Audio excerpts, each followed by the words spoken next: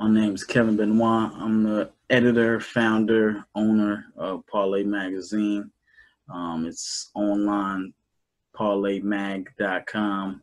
That's at the bottom. Definitely check that out. I've been doing parlay since I was 17. It's been a passion project. It's been, my love. It's You can see it in the back. We were in print first. Now we're online exclusively. You know, and I say since I was 17, but it's been over 15 years since I've been doing the magazine and creating content. I've done radio shows before. I've done video shows before. I've done a little bit of everything in media and around media. In addition to that, I'm an educator. I've been working with young people for well over 10 years, and I've been a tutor. I've been a college coordinator. I've done it all. So um, extensive background. Just a little about me since you're here and you're watching. My degree is actually in legal studies.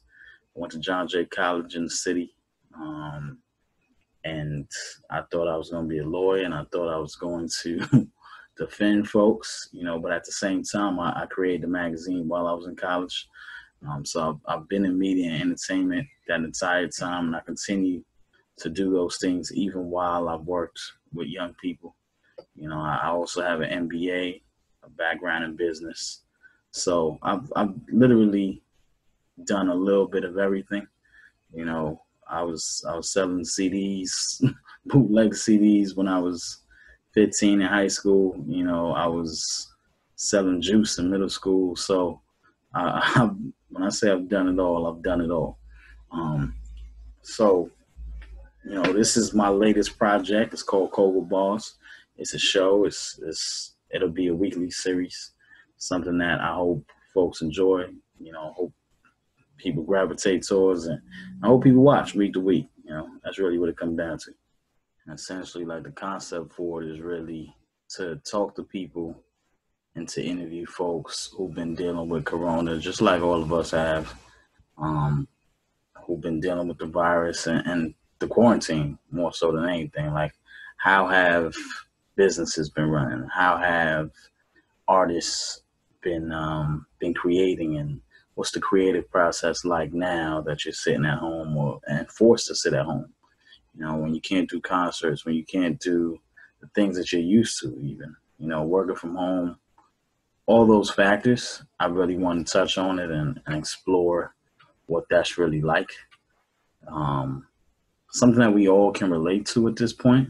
We've been in New York, we've been done with for 3 months. And while we've entered phase two, like it's still here, and realistically at this point, who knows when we go back to normal, who knows what normal looks like. And there's always a shot that we have to go back to full on quarantine. Like there's really no telling at this point. So I really just want to explore that in all the different facets, and that is Cobra Boss. But I also, um, by now, I thought for sure we would have some great music to come out this thing, and we have, especially now that the protests are happening, and the Black Lives Matter movement is in full swing yet again. We've definitely gotten some good music out of it. Even Beyonce drops a song, but I thought we would get some real COVID balls by now, like some balls about COVID, realistically, some balls about the quarantine, some balls and balls, of course, raps, just about what we're going through. And I'm not sure if we've gotten as many as I thought we would. So this is an opportunity to also explore that. So that's the other part of the COVID balls. Every episode, I'll have a rapper, an artist who has some raps that they created during the quarantine, some balls they've created during the quarantine. They're gonna share that with y'all. So that's the other part of the Cold Balls. This first episode, I wanted to talk about the protests. I wanted to dive into everything that's been happening in the last few weeks, um, since the death of George Floyd, the murder of George Floyd, um, and of course There was also the murder of Breonna Taylor, the murder of Rashard Brooks, the murder of Ahmaud Arbery. A lot of death, and I think part of the reason why these protests grew the way they did, and part of the reason why Black people were so angry was, in the middle of this quarantine, while we're being impacted and affected by this more than any other race. Not necessarily, it's tricky when you say that because, technically the numbers are pretty even race wise. However, because there's so few Black people are catching this virus more so than anyone. And we're dying at a quicker rate. When we catch it, we die at a quicker rate than folks of other races and ethnicities. So, while we're dealing with that, and up and down my timeline and all of our timelines, we all have someone or knew someone who passed from it, who was dealing with it, who, there was so many condolences in the last 2-3 months. So in the middle of all that, to still have to deal with police brutality, to still have to deal with death, to still have to deal with, Central Park, Amy, and the Karens of the world. Like it was a lot, and I think that's what really got us to this point where, it was all out, and something had to give. So I talked to Ronette Acox. She's a friend of mine. We went to high school together. She is she's an advocate now. She works in public policy. She works for change. She's in New York City, working for change. She's been doing that for a few years. So she talks about the protests with me. She talks about Black Lives Matter. She talks about defund the NYPD. She talks about a bunch of things. And, it's a great opportunity to really examine everything that's happening not only in the city, but around the country with these protests. So we do that. And then I have hip hop artist Mandela Esquia, another person that I've interviewed before, I've met before, I've listened to his music before. He's released a couple of EPs. When I thought of this episode and the direction I wanted to go, he was the perfect fit. He's an artist who creates music for this moment and for this time. He's not necessarily a household name yet, but he'll definitely get there, and he'll be there real soon. So when I thought about Cold Bars and the type of artist I wanted to hear some Cold Bars from, he was the one. So a little later, I'll definitely have a track from him. Hopefully you guys enjoy it. But, we'll get into the first episode. And again, it's going to take you a lot of different directions this time. And every time, I'm going to try to release these once a week, over the weekend, usually Friday nights, late Friday nights, early Saturday mornings. Just something to get you through, get us through, and something that we can look back on, because this thing's going to be around with us for a while. And I want to document it. I want to talk to people who are going through it. And I just want to release for myself, but also release for everybody else who's going through it as well. Now that we got all that out the way, quick recap on your entertainment news for the week. It's Friday while I'm recording this. New music every Friday always happens. So few releases. First and foremost, August Alsina dropped a new project called The Product 3. It definitely feels more like a mixtape. I know he's calling it an album. 27 tracks. Feels like a 27-track mixtape. It's great music. Definitely check that out. Megan Thee Stallion dropped a new single. Not the old Megan, but she continues to evolve. It's a new single that wasn't on her last project, but fans like it, I guess, if you're a true Meg Thee Stallion fan. Toni Braxton dropped a remix of her latest single, "Do It," Missy Elliott's featured on that track. It's a real good look. Usher dropped a new single. Brian McKnight dropped a new album. He's saying it's his last album. It's his 20th album. He's saying it's his last album as well. So definitely check out the new Brian McKnight album. So that's music. In terms of what's happening in the streets, NBA is trying to come back, but they are. So the whole plan for the NBA is to open up in Disney. And how they plan on doing is creating this bubble. All the 22 teams are going to stay at different hotels. There's 3 hotels out there. It's a Disney ranch is the best way to call it. So they have 3 sets of hotels, and the teams are going to be split up between those 3 hotels. They'll play each other. It should be 8 regular season games at this point, plus the playoffs. But, for like the favorite, like the Lakers, there's a good chance that if they make it to the finals, which is what, folks are expecting really, they would have to stay in this bubble for 3 months. Can't leave, can't go anywhere, just in this bubble. Entertainment will be provided on this bubble, in this bubble. Family won't be allowed until the playoffs, so it might be a while before anyone actually sees their loved ones. So it's going to be real interesting to see how it all plays out. As of now, there's in the last few weeks at least, there's been a lot of discussion about, whether it makes sense to even do it. 16 players recently diagnosed with COVID, so that makes it even more interesting. And when you talk about something like this, you're talking about how much time of quarantine will they have to do. And it's the same for every major sport right now. So baseball's trying to come back. They finally agreed on a deal. They're going to do 60 games. Their plans to come back July 23rd, I believe, 23rd, 24th. So that'll be interesting to see if they can get those 60 games off. Their season will end at the end of September. NFL is trying to start their season on time in September, but they've already canceled the first preseason game. So that'll be interesting to see if they can actually maintain, especially with players coming down with it. NFL is probably the most interesting of them all because they have the most players of all those sports, the most players, the most coaches. On the field alone, NFL, there's 53 players on every team. So that's just a lot of guys that you're hoping don't get sick.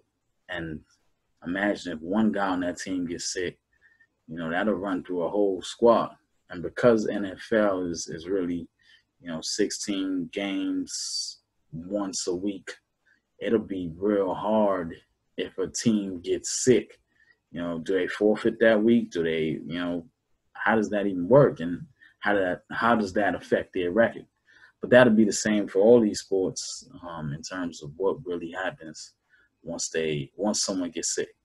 I think baseball is the most mindful that people will get sick, and they have a plan in place supposedly. But it'll be interesting, like I said, to see how all these sports play out and if they actually play out and actually make this happen.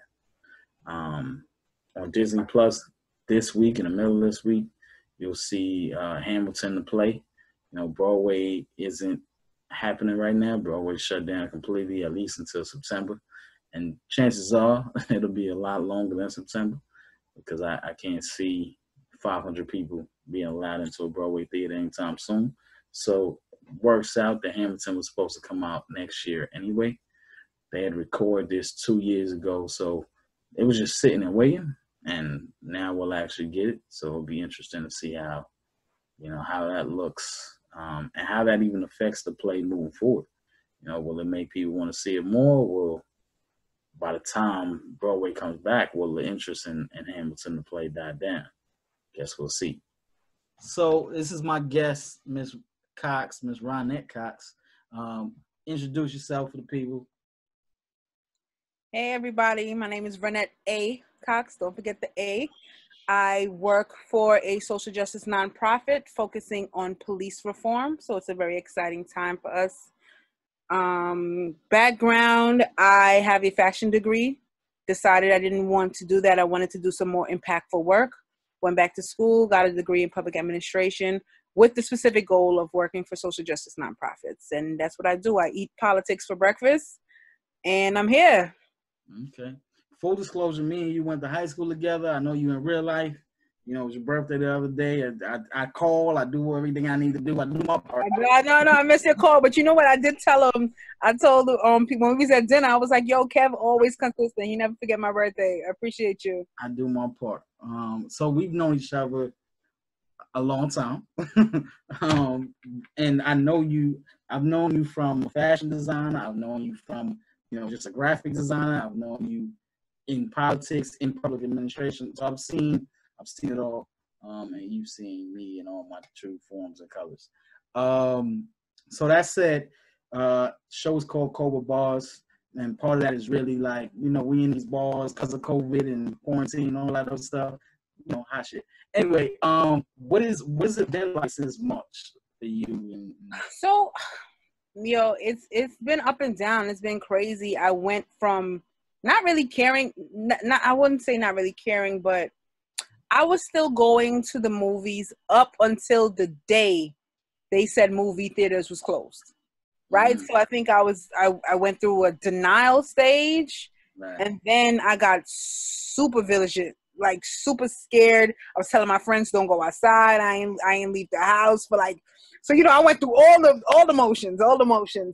And then I got to a point recently where it was just like, I gotta get outside. Like, F it, I'm going outside. I was supposed to do a drive-by barbecue, just wave, say hi. We ended up going in the yard, sitting out, eating, no masks, nothing. We gave hugs. What are we doing? What are we doing with our lives? Right. Acting like this pandemic ain't happening. So I just had cabin fever. And then I had a scare. My mom tested positive. There's so many family members, friends who lost loved ones. So I started to feel like guilty that I wasn't more sad. Like, so it's a lot of emotions. I just need people to understand we can't go back to whatever we was doing before. Like, we can't come out of this situation unchanged, right? So we in phase 2, we about to open up, and I feel like people is going to forget. People are already forgotten though. Right, they're gonna get comfortable and go back, and it's like this situation has exposed so much stuff. It's exposed the inadequacies of our political officials, of our emergency response, of our governments, of even ourselves, honestly, because some people, they needed this break. Some people wasn't really, you know, vibing with their family or even seeing their family because they probably prioritizing work or whatever the case may be. You know, and then again, some people got in divorces out of this shit because, you know, so there's a lot of changes that needs to be made. And me personally, I'm looking at myself like, what are those changes? What's positive coming out? I think I've held it together mentally better than most. I've had my moments, but sometimes I talk to some people and they ain't really doing that good. Isolation is not for everybody. So I do know that we need to reopen, but I do think that we're rushing it a bit, and I'm afraid of that second wave. So what do you foresee happening in the next few months? I think everybody has a theory and everybody has like, okay, this is what I think is going to happen. But how do you see September, October? Because that's really what we looking forward to. September, October, November. What do you see? Unfortunately, I see us right back to where we were last year. The economy is going to bounce back. Rich people is going to make money. Mm-hmm. And poor people is going to be poorer, right? Because you had a whole lot of people who couldn't pay their rent working, but then you made them unemployed. Right. But I'm telling you now, we may get new laws, which is a good thing. Mm-hmm. But I don't think the thing that creates that seismic shift has happened yet. I could be wrong. Maybe something is going to happen between now and October to change that. But right now, how I feel is like we're going to go about business as usual. What about in terms of the pandemic? In terms of the pandemic, I really feel like a second wave is going to hit. and it's gonna hit in the fall. Like, so it's gonna hit when it starts, you know, because they said cold weather or something like that or whatever. But in terms of the pandemic, I'm really feeling like, you know, herd immunity. I don't know if you ever heard of that. It just says that if a majority of the people around you has this disease, then your body kind of learns how to fight it. Right. And that's what makes this coronavirus so deadly, because nobody had it before. So everybody was just, you know, so I'm kind of hoping that as the months progress and more people survive it, and we get antibodies and we get all this stuff, that it will be a better outcome. There'll be less deaths happening. Mm-hmm. But I feel like we're not learning. We're not learning fast enough, and we're not adapting fast enough. Because right now the hospitals have, you know, protective gear, but I could see October coming and them being in the same position saying, we need more gear. We don't have enough. We don't have enough ventilators. We don't have, because the way our society works is we just use. We're never like recycling. We're never like planning for a time when we don't have, because America is so like, I don't know the right word, like assholes. Like, just expect everything to be okay because we're here. Like, it's the same, you know, and that's not how that works. Right? So I don't think there's enough planning for a second wave. There's enough preserving going on. I don't even think the manufacturers, Lysol is pissing me off. Like, I don't even think they're making enough products for a second. So we're not learning is my thing. I know that's a negative outlook, but I mean, I kind of agree with you, and I'm intrigued, you know, and I think that's the biggest thing. I'm ready, you know, win, lose, draw. I'm ready. I was ready this time because I was reading and I saw what was happening in China, saw what was happening in Italy, so I was ready this time. I'm gonna be even more ready come October, November, September even. You got masks and Lysol and toilet paper in the bag, like, man, you know, I'm stacked on the toilet paper. You good? I ain't got as much Lysol because I'm not going outside. I ain't even worried. I got the food. I'm good in here. I'm still using it. That's how ready I was on Lysol. I'm still using the Lysol I had in my house. I ain't buy no new Lysol because they was trying to charge me $20. I'm not with it. Because when so I was like, I've always been the type of person. Thankfully, I don't know, maybe it's because I'm Caribbean. Thank my mama, but my shelves and pantries be packed. Like, I got way more toilet paper than I need, way more paper towels than I need, cleaning products than I need. So I'm gonna be good. But I need our governments to be as good as as we are, okay? And that's the thing. But you had more questions, so yeah. So you as soon as the protest started, that first protest, I know you was there. Just talk to me real quick about why that was so important. Man, listen, it's the same reason I left the fashion industry. I remember we watched fashion industry. You can watch TV and still do your work all the time. We watched the Trayvon Martin case. Every day I was in that office listening to my coworkers blame Trayvon Martin for his own death. I couldn't take that shit no more. That Friday when the verdict came in, I cried and I was like, these motherfuckers ain't never gonna make me cry ever again. Like I'm telling you that right now. And that was the day I decided I literally wanted this job. I wanted a job where I can go after police officers, where I can go after the NYPD, like, because that's what fuels me. So anytime one of these issues come up, and you see me, I post about it, I talk about it, I'm ready. Like, I am ready to just go off. So I didn't even watch that video. I could not watch. I couldn't even take the pictures. I still can't take the pictures. I wish people would stop sharing that picture. I mean, honestly, I haven't even watched the video. Like, I listened to the video. Situations. I couldn't. It was crazy. It sounds stupid. I couldn't watch it, but I listened to it. And I sat at my desk, Kevin, and I listened to this grown man cry for his mother, mess on himself. And then you hear the girl, you hear the person recording, telling them you're killing them. And still, I was like, nah. And then I'm sitting there like, I saw the picture because somebody tweeted out a picture of the NYPD preparing for this protest. So I see all these cops lined up with their gear ready. Mm-hmm. They didn't even know. They didn't know what to expect. They didn't know what was going to happen. This was billed. I don't even know who organized the shit. Right. But this is just a protest. This is just a rally. But they prepared for war. So I seen that picture and I was like, nah, I'm going to go down there. And I'm not going down there with any malintent. I never go to any of these protests or rallies because, again, I'm too good to fight.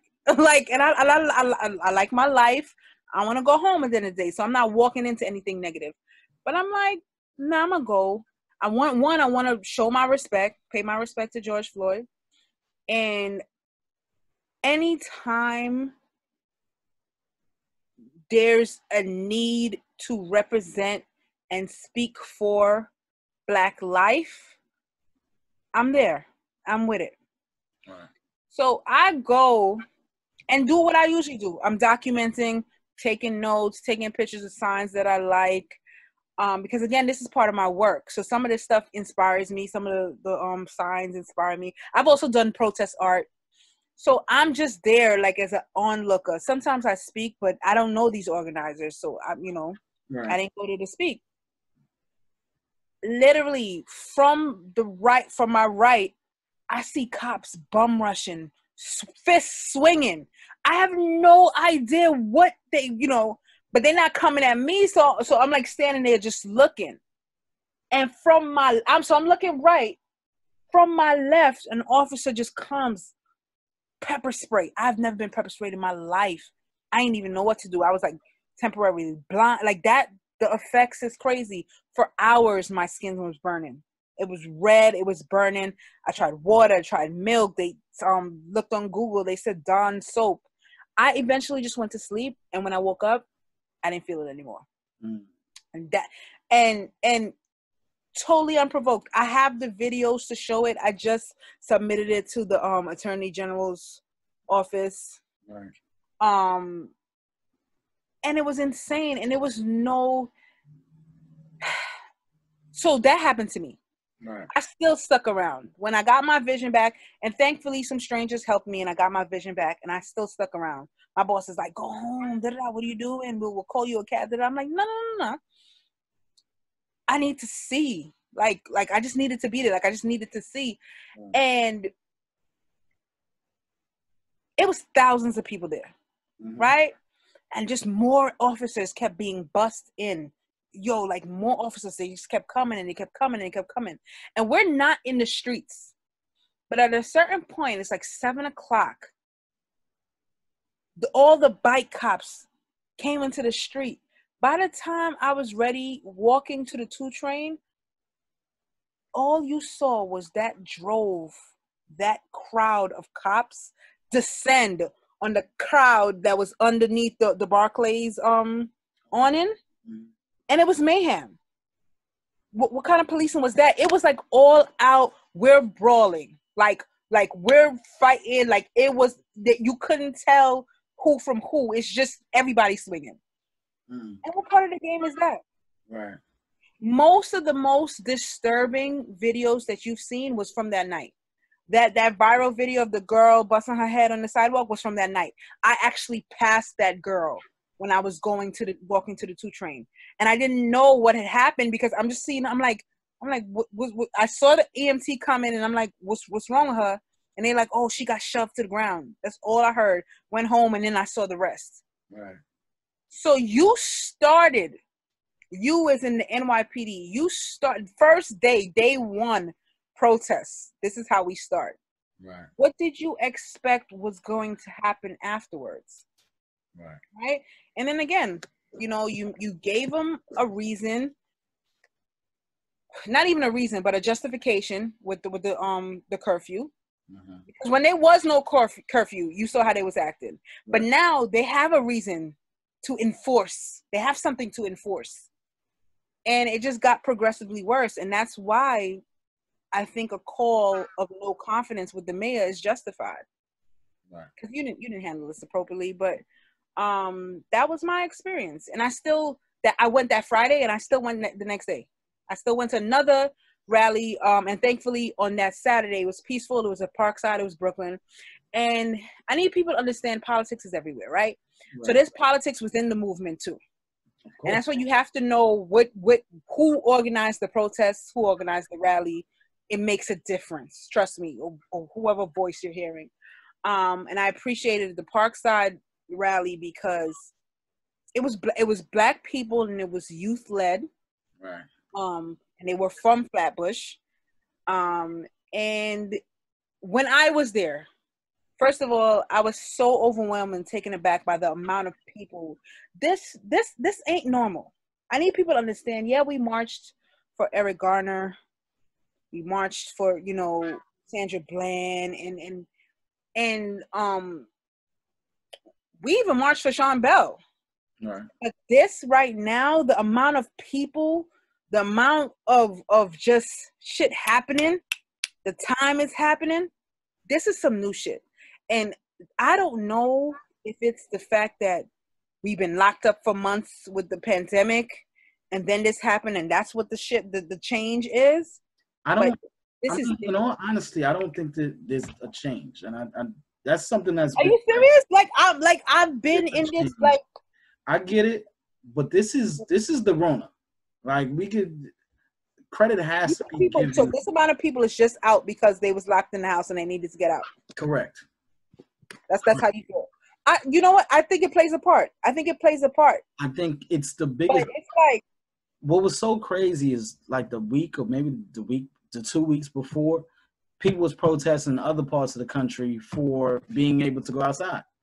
Right. And I think that was a big part of it too. It was like, bro, I just want to be outside. And if this is gonna give me the excuse, it wasn't necessarily ill-intended, but like I there was a protest that came down my block, right? And I live in the Sty, right? And wonderful neighborhood, mostly Black people, but we gentrified in recent months, years, whatever. When I tell you, I pulled out my phone only because there were no less than 150 people walking down my block. If I saw 6 Black people, I'm lying. Like, there could not have been more. And I'm sitting there counting. Like, okay, got one. It's true. But that's a change also, though. The demographics of these crowds from 2014. I get it. 2015 is different. It's different. And again, if they're only out because they're trying to get away from Rona, I'll take it. Quarantine. They're trying to get away. Yeah, they're not trying to get away from Rona. They're trying to get away from quarantine. I'll take it because we need the bodies. Like, let's be real. These laws were not being discussed. Again, the budget campaign now remixed to defund NYPD. But when we started, it was just NYC budget justice.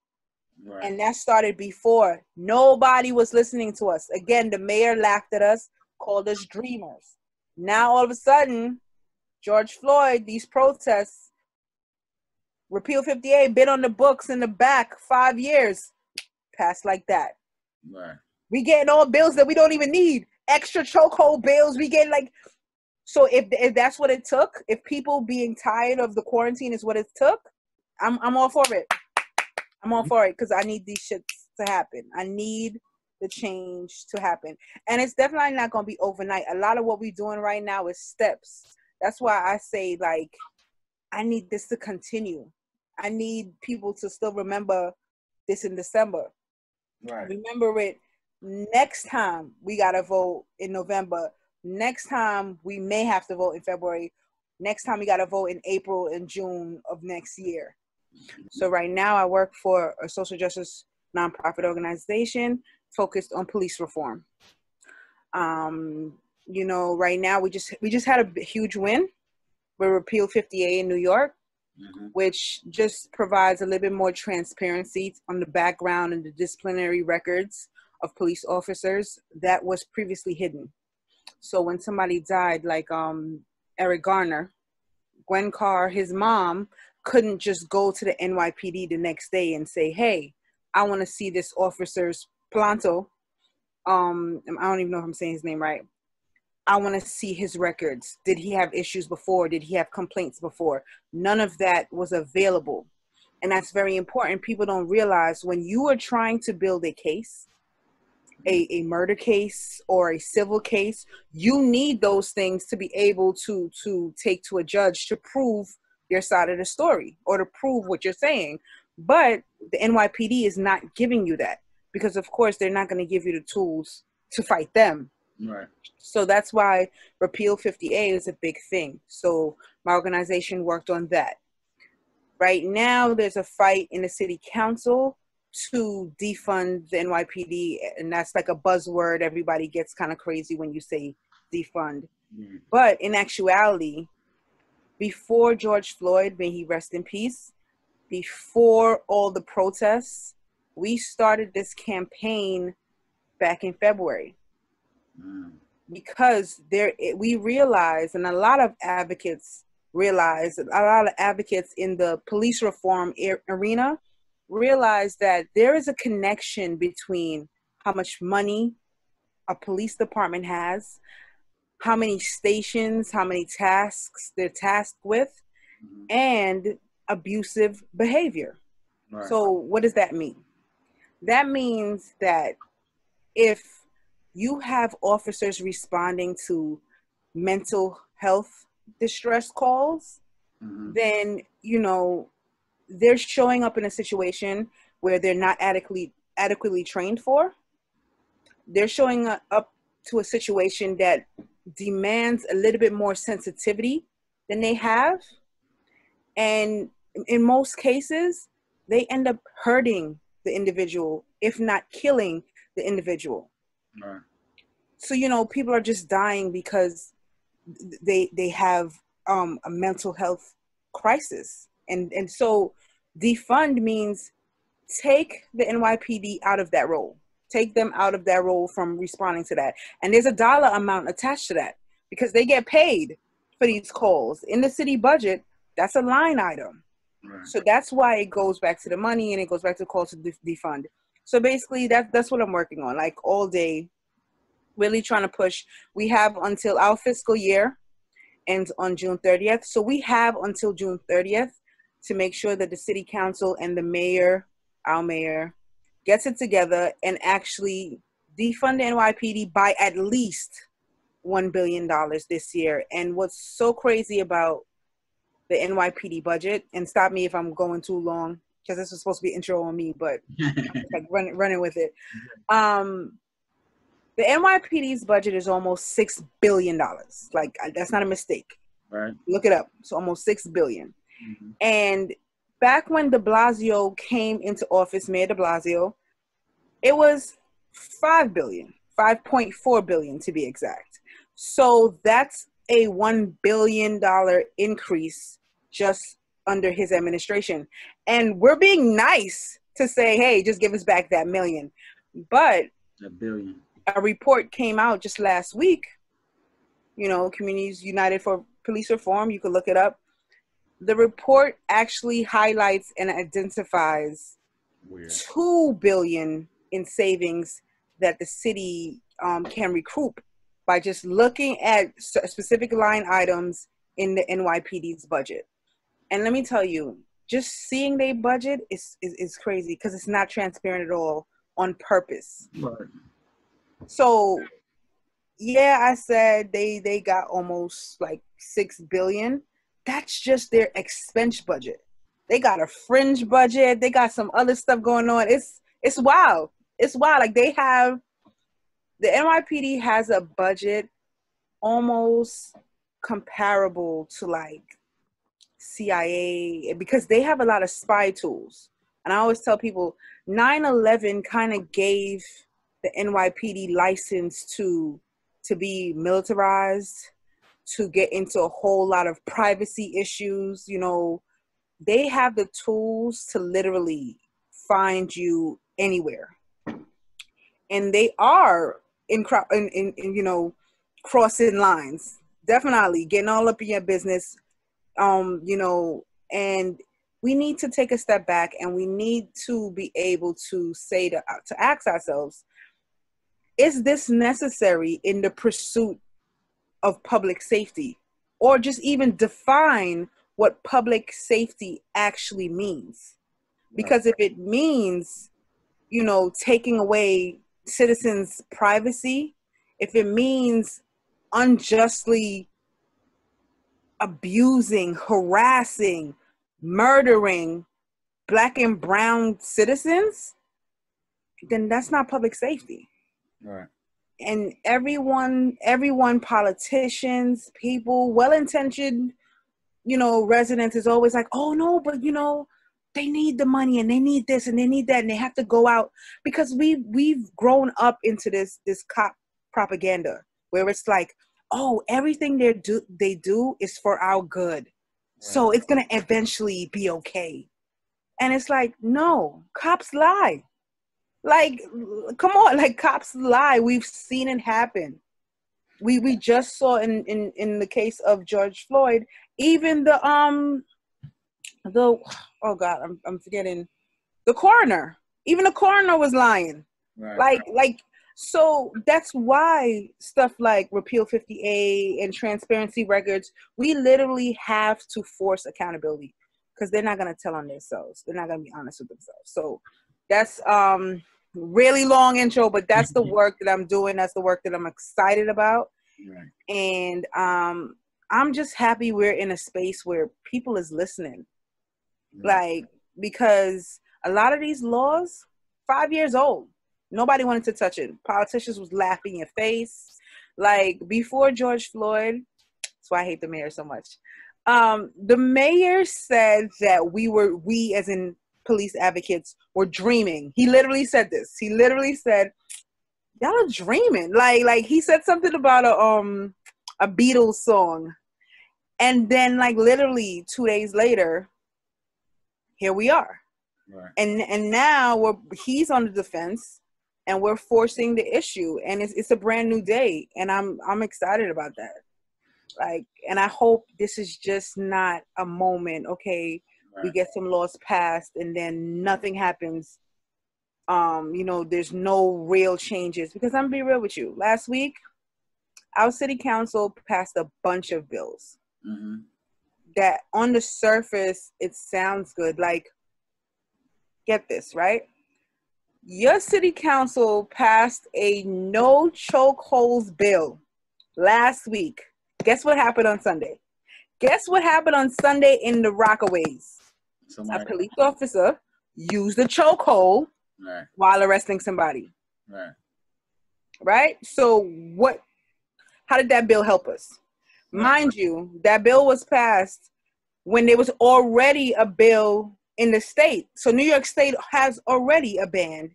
Right. So that's what I was thinking too. Like, there is a ban in place in the state. So it's cute that they've done this, but you know, you touched on a lot of different things. We're gonna get right back to that. Just to go back a little bit and play somewhat devil's advocate, because we got to talk about the mayor. We got to talk about the cops. But let's start with the cops. That's the major thing. Definitely can cut their funding. I think for sure there's ways. Even when you look at the line items and you know it's $6 billion, we could get that down. We can get it down to $5 billion, and we can move some things around. The first thing they did was that unit. The commissioner said he was going to cut that. I get it. It's just for show, which is smoke. You know what I'm saying? Smoke and mirrors. Smoke and mirrors. Keep this in mind. Smoke and mirrors. It's about, in all honesty, I feel like it's everything that's been happening, man. These emails I'm getting from companies telling me they donating wild money. Like, come on, we know. All of a sudden. I know at least. Like, this ain't real, man. The black-owned business section on Uber Eats. Stop playing. Like, it's the little things that's. Yo, I'm gonna first of all, I'm gonna take the black movie section on Prime and Netflix. You Okay, love that? right? Yeah. It makes Don't it make them easier. take that down. All right, Kev. Don't get me Well, wrong. listen. It makes it easier, but like, come on. Anyway, starting with the cops, man. We live in Brooklyn, right? And I knew this was gonna be a hard part of the conversation because we talk about going to Wingate High School all the time and how crazy that was, right? We live in Brooklyn, and we know how crazy this city actually is. And I think that's where it gets tricky when we have these defund the police conversations. Yeah, we can cut funding, but like, what is that? When you talk about safety, because that's what it comes down to. In the city right now, it's the lowest crime we've had in years, and we remember what it was like. More than a decade, yeah. Yeah, when it was crazy, and yes, there were all types of. Bloomberg was doing the most. Giuliani was really doing the most. So how do we? Part of it is because they've had. Is it really? Like let's look back at that. Let's look back at that, right? So you mentioned Giuliani and you mentioned Bloomberg. Mm-hmm. Under Bloomberg, I believe Bloomberg was the worst in terms of police policy. He used the NYPD to his full discretion, right? Agreed. And at the height of stop and frisk, a little worse though. Huh? Giuliani was a little worse though. Giuliani was a little worse, but Bloomberg really empowered and enabled the NYPD, and that's what people have to realize. I'm going hard on the mayor because he deserves it. Right. The mayor has the power to fire officers, to get new heads of police departments. So it's like you took 5 years to fire an officer who used a chokehold and killed Eric Garner. Mm-hmm. I'm digressing. I'm gonna get back to the mayor. Let me hold that speech. Yeah. Let me get back to him. About your question. Let me keep it focused, right? At the height of stop and frisk, 700 plus stops per year, all Black and brown people. Mostly Black and brown people. Mostly, excuse me. You're right. With that correction, it was 81%, to be exact, Black and brown people. Yeah, by far. So not to say it wasn't mostly. It's definitely right. But no. The correction is valid because some people are gonna watch this video and be like, "Nah, she was lying." Let's give them the specifics. It's true.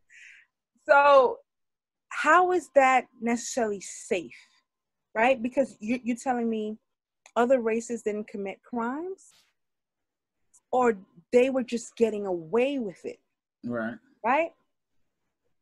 If you look at the crimes that go unsolved every year, domestic violence, kidnappings, right? Mm-hmm. Those are not making us safe.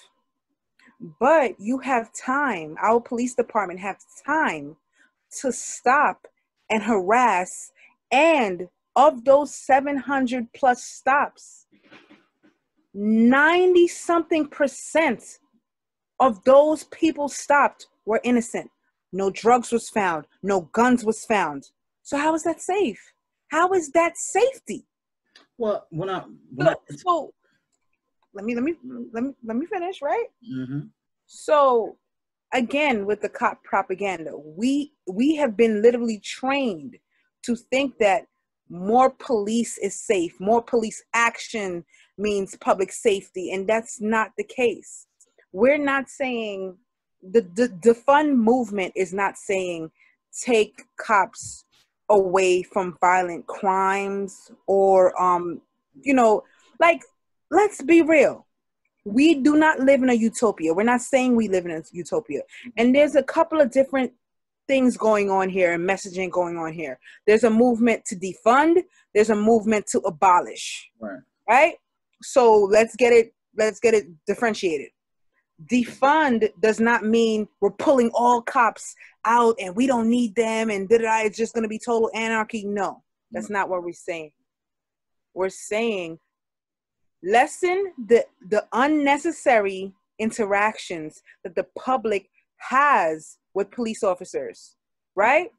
Take police officers out of unnecessary posts like mental health response and actually send in a professional who's less likely to harm someone in that position, because it's proven, report after report, when you send in a police officer, they are more likely to harm either the family member of the person in mental distress or the person in mental distress most of the time.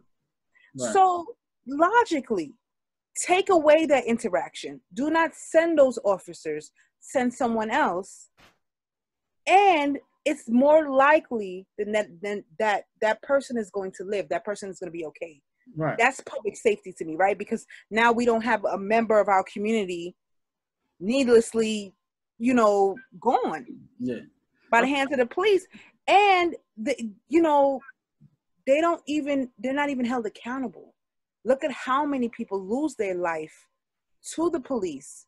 Nothing happens. Right. Their family doesn't get any closure. Nobody gets arrested, right? There's the report that came out I believe it came out over the weekend. So it came out yesterday, that shows that the NYPD has been lying about the number of people killed by police officers. It's double what we actually thought. I don't have that specific number on me. I don't want to say a wrong number because, again, people like to come for you. But look it up, right?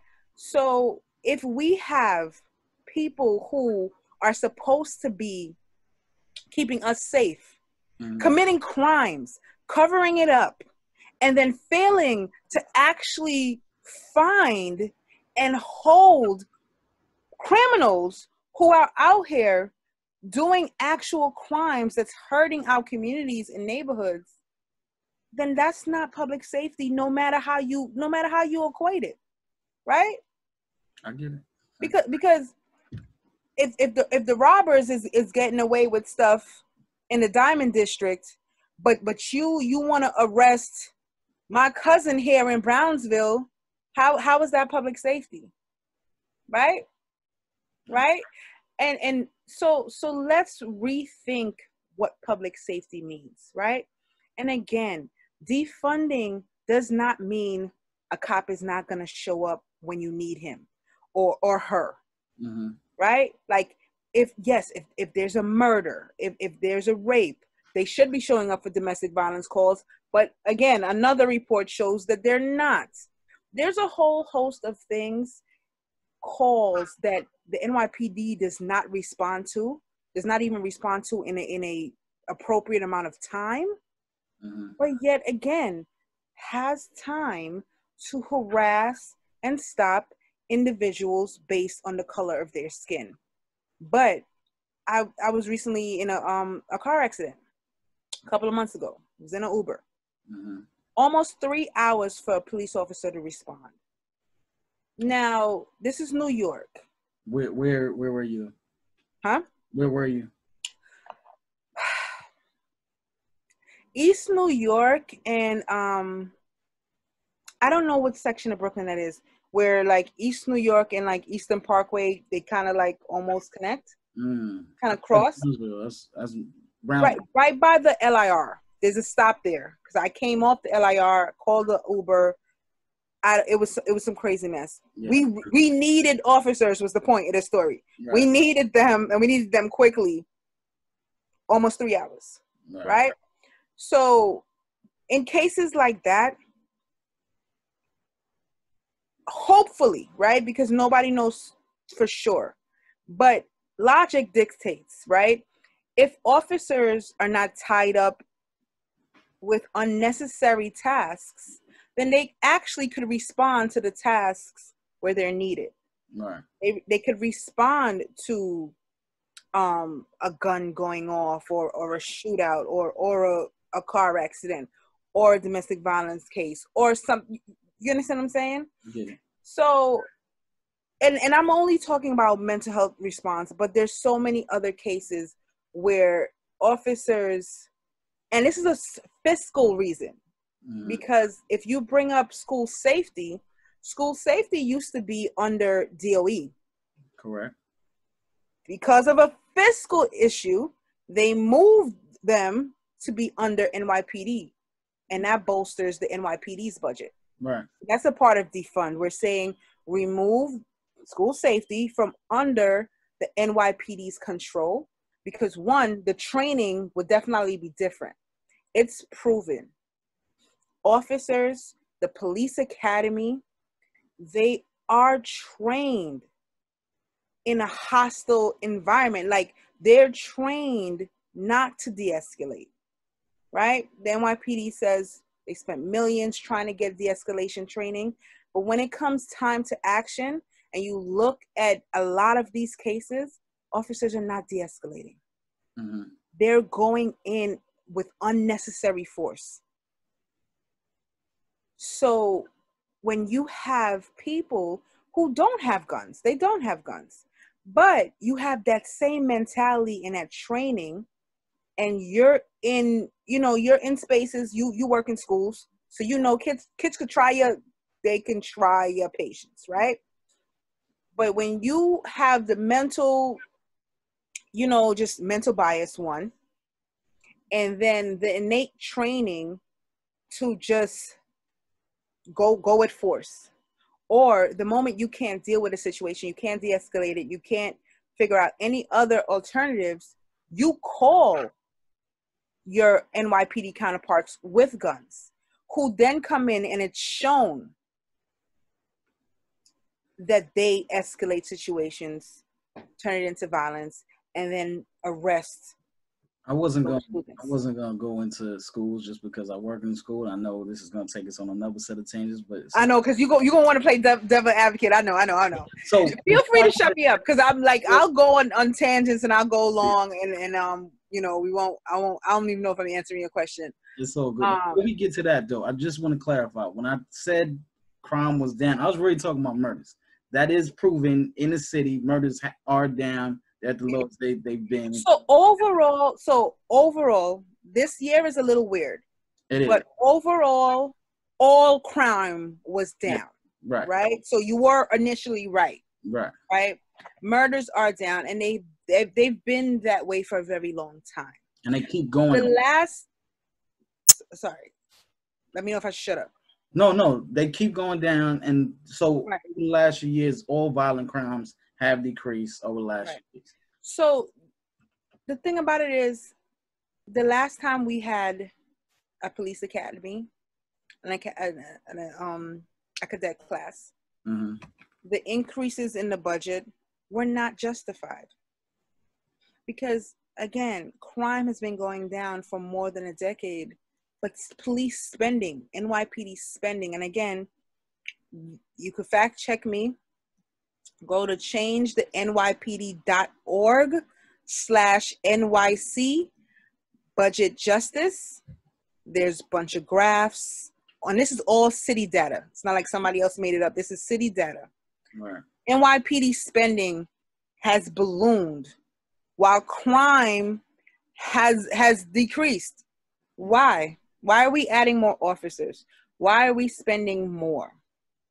And then people like to say, "Oh, it's because we're spending more that the crime is going down." Right. No, that's not the case. The crime was already down, and we being the city council and our current mayor threw more money at them to do less. I mean, when you're doing a good job, you keep paying them. But are you really doing a good job when you're stopping 700,000 people unnecessarily? I'm not arguing racially. Points. I'm just. Are you doing a good job? Like, let's talk about this. Not. Don't be making them inflammatory statements. No, I mean, this is what the street's talking about right now, and it's great that these conversations are happening. These conversations should have been happening all along. It's interesting. I mean, so we're going schools real quick, right? Schools. Right. So personally, I don't love the idea of taking cops out of schools, right? Mm-hmm. My school doesn't have cops. I'll throw that out there. We don't have cops, but that's also part of the reason why I don't love the ideas of not having cops, right? Because when you don't have school safety, who are already part of the force, what happens is we end up having to call the cops. And you're almost worse off calling cops from off the street than already having cops in the building, You know, they see the students every day. They already know the population. I think that's the good part of it. Like, yes, they, as with everything else, you have biases, right? And even with teachers, you know, you got teachers who already have, you know, whatever their thoughts are and their preconceived notions. But I think it's a lot easier when those people interact with those students every day and can build relationships rather than having someone from off the street. In terms of how that looks budget-wise, and I feel like if we are in a position where we're saying take them out of schools, there should still be one. I think there needs to be that difference in the building, especially in some of these schools. I've worked in some of the most interesting. I've remembered stories that you've told. You like exactly. I've been in education for over 10 years now, and I know So here's the thing. Mm-hmm. This year alone, real quick. This year alone, I saw some situations escalate and go left real quick, and cops had to be called. Like there's no way anyone in the building who isn't, because sometimes that it's as simple as having that presence, you know. Like I think about Wingate and our little Dean situation. Like they didn't have a presence to necessarily stop things, and sometimes you need that presence. But go ahead. What are your thoughts on that? So here's the thing, right? Like with all these changes, has to come an implementation plan, right? So we're not saying remove a safety body, right, from the schools, right? We're saying take school safety out from under NYPD. So there will be security. It just won't be NYPD security. And hopefully these individuals will be trained in certain, you know, tactics that won't lead almost certainly to getting an armed officer involved. Again, we don't live in a utopia. If we need to, then yes, the cops have to be called. But starting off from jump, starting off a whole new school year, if we can get safety professionals, security that's not under the NYPD, that's not trained like the officers with weapons, that are not people who are just waiting to get their gun to be promoted to NYPD. That's what we're asking for. We're asking for individuals who have a little bit more sensitivity, are trained differently, may have different motivations, and that actually put students' well-being first, right? Because again, are they gonna work? If on the school's payroll, or are they on? They'll be on the again. The setup when we were kids, right? Mm-hmm. When we were in school, safety was under DOE, right? So this is not something that's brand spanking new that we're pulling out of our hat. This is very doable. Yes, they get paid like same way teachers do. They get paid by DOE. There's you know what I mean? That said it didn't work when it was under DOE as well. You saying it didn't work? Yeah, like it just wasn't as effective. How do you have? I can make the argument for it being even more risky having just a regular, even if they're trained for it. Again, the reason you're in that positioning, right, becomes tricky. The type of training you get becomes tricky. How long you train for becomes tricky. You know, sometimes it's good to have NYPD folks there. It's like anything else, right? If you have a reason not to mess up your job, it makes it a lot easier. But that can. I was gonna say I don't want to get personal. And I wasn't going to say nothing bad. I was just going to say, like, put yourself in a situation if your child was in a high school, mm-hmm. right? Kids make mistakes.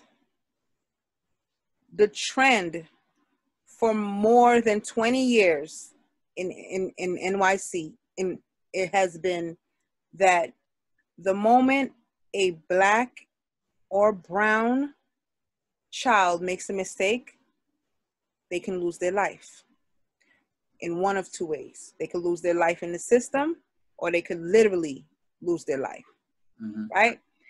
That's a gamble that I'm not willing to take any longer, right? So why am I saying that? I'm saying that, yes, stuff goes down in schools, especially with older youth. So let's thinking about high school, right? Certain things happen. Kids are going to make mistakes.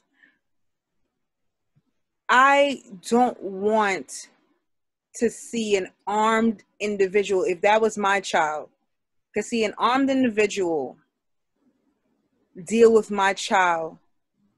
Even if, like, they made the mistake, they should have room to learn and grow from that, right? And the majority of students are not getting that. Yes, some students need to be arrested. There's some situations, but you tell me, you correct me if I'm wrong, right? You're in it, like you said, 10 years. 90% of the kids that you deal with, can you tell me 90% of the kids that you deal with deserve the treatment of the NYPD? Right? Like, that's a question. This is a question. I'm trying to answer to. That's a tricky question. The majority of the students, like, because you're bringing up instances where, oh yeah, like, I want the cops, but is that a one-off, or is that the majority of the students? Is that the norm? Because the thing about public safety in this conversation, what dominates the conversation is the 1% of the time that something extreme happens. We use that, and it's not even we. So I'm thinking more so of when in the buildings I've been in, and I like I said, I've been in a lot of buildings. I can't think of too many times where I've heard students say they didn't have a good relationship with the school safety. Now, I've heard them say that school safety is always up in my business, and they'll tell my parents. That's more of a, being a guardian and being an older person, trying to make sure you're not in trouble type of stuff, pulling your mom to the side. So I've seen that type of thing. In the schools I've been in, I can't think of too many situations where the students and the school safety had it. We went to the same high schools, Yeah, we did. Right? Do you know how many situations occurred in the morning just going through the metal detectors? That's good. Now you know me. Now you know me. I'm not a rah-rah, I'm too pretty to fight. Like, I'm not trying to fight nobody, right? I remember countless times having to, the anxiety that comes with having to even deal with them going through this metal detector. One instance is just like cell phone. Yoked me up because something happened with the cell phone, right? So you say you have never heard a negative interaction, or kids say they have. I remember multiple instances, but it's like with me, and I'm not even a problem student. No, I get it, but my school doesn't have school safety. But when I tell you, all my kids can talk about how much issues they have in the metal detector without security. That's a security. It doesn't matter the type of security. They're gonna run into those issues. I was talking more of just a general relationships with the people. But in the mornings, that's at any school, and that's what they. So charters. So charters don't really have. I know. So they're in public, right? So public schools. I work at a charter. I don't have school safety, but when I could every morning, honestly, every morning we know there's going to be an incident between security and a student. We don't know the student, but we can we can promise just about every morning there'll be a situation. Now that has a lot to do with moods. That has a lot to do with just students coming in, having a hard night or a hard morning. You just don't know where people are in life. And the same with our staff. Honestly, we come in with moods, and that's something we don't think about. But that's what it is. In terms of issues with students and cops, and cops outside, for sure. I think, like you said, 90% will probably say they have terrible relationships with cops outside. I think those relationships do get better in the school building. That's what I was trying to say. Whether that's true or not. So you feel that interaction within the school building is actually helping community relations with NYPD? No, I don't because it doesn't cross. They work that job, that's it. So in the streets it's even worse because these cops you don't see except for in the streets. So I don't think there's a connection there at all. But I do think having the school safety in the building helps. Should they have weapons? No. I can't remember seeing. Yeah, that's what I was thinking. So school safety is unarmed, right? Right. So school safety them, in most cases, to call armed counterparts. Right. So, but like I said, we have to call, and the minute situation escalates and no one in the building in a public school, in a public school, mm-hmm. Teachers, guidance counselors, you don't need to say anything. There's a lot of times they don't want the police called, but the police will be called because school safety doesn't need permission to, they literally just call 911. Okay. Look at the reports. In most cases, the number of times NYPD is being dispatched to schools does not make logical sense for what these officers are writing up in their reports and what school officials who are mandated reporters are writing up in their reports. Right. A lot of the times, calling an armed officer was not necessary in most instances, but they're being called. And again, their presence and that call increases the likelihood that a young African American or Latinx person is either going to go to jail, get a record, or be physically harmed. Right? Now, that's where my concern lives. I got it. So for me, it's not the small amount of times that you actually really do need the NYPD to come compared to the amount of times that they are being called, risking undue harm to students is not enough for me to say, oh, these individuals need to remain there. Got it. Now, it's not, we don't know what's going to happen. We still have 2 weeks to June 30th. Even if they still remain in these buildings, there needs to be a drastic overhaul of procedure and what's going on. And what advocates are saying is we're unlikely to get that because the NYPD has shown themselves to be untrustworthy. They're not transparent. They're not changing their training. It's been 5 years since Eric Garner. Right. They said trainings back then. We're still here. And school safety is being trained the same exact way. Right. All of them is going to the police academy. That shouldn't be the case. Okay. Clearly, it's a toxic environment that training alone can't fix. Right? So we're saying, literally, we need to start doing things differently. Right? I can't even speak so much on it because I'm not in your school, right? I'm not in your charter school, and I'm no longer in schools. Mm-hmm. But what I do is I do talk to a lot of people that are in schools.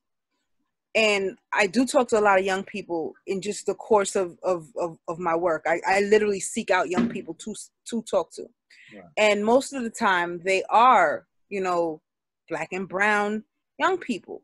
And I'm hearing the stories. I've seen the stories. I've seen a 16-year-old girl get jumped by 4 officers. At this point, I don't even care what she did. There is no reason for that. This girl weighs like 115 pounds. 4 grown officers. Right. Like, let's stop justifying their actions, their abusive over aggression, over policing.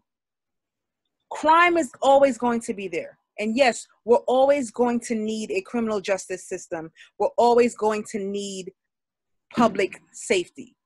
But what we currently have is broken. This is not public safety. Like, I don't know who thinks that this is what's currently going on right now is a good idea. Right. So maybe the PBA. Definitely PBA. But definitely Pat Lynch, you know, is sitting there like, so, right? So I mean, I read the newspaper every day, and I'm very in tune. So we haven't talked about anything that I'm not completely familiar with, which I enjoy and I like. But I know the viewers aren't going to be the same way. So we're going to try to quickly switch it up. Yeah, we've been at this 45 minutes. Yeah. And edit me, please. Like, you know what I mean? I know you're going to edit me. Have to. We're going to try to quickly run through some things, right? And I guess try to keep it to as minimum as possible. But first and foremost, the mayor, we got to get back to him. I've been seeing talks about a vote of no confidence. Do you think that happened? Nah, it's all talk. It's all talk. I was surprised. And I know the council members that called for that. Mm-hmm. I was surprised to see it, but again, there's a lot of smoke and mirrors going on out here. There's a lot of poly tricks. Yeah. You know, it's a lot of entertainment right now. Does he deserve it? Hell yeah. Absolutely deserve it. I think it's gonna happen. No.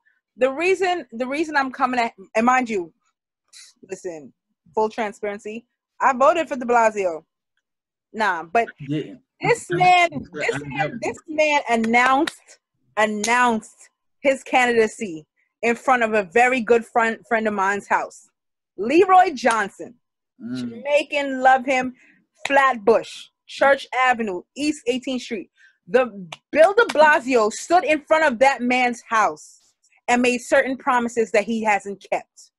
He made certain promises to the African American community, the Black community, and he hasn't kept. He made certain promises on housing, he hasn't kept. He made promises about policing, he hasn't kept. So I'm gonna come for your whole neck, right? Because when you put up your Black kids and your Black wife on TV and you talk tough, but then behind closed doors, you're giving the NYPD more money, you're increasing their manpower, you're increasing their weapons, then something egregious as the murder of Eric Garner happens, you take 5 years to fire that officer.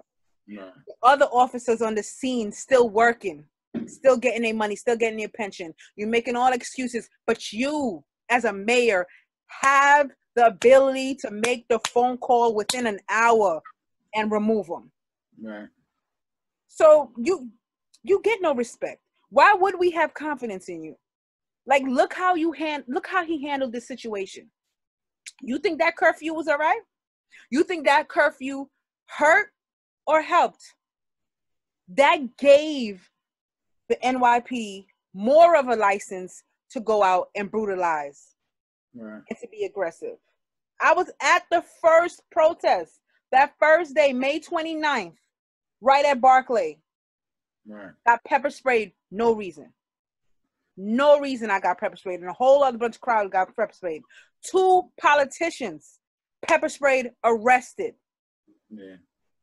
These are unprovoked actions that was happening.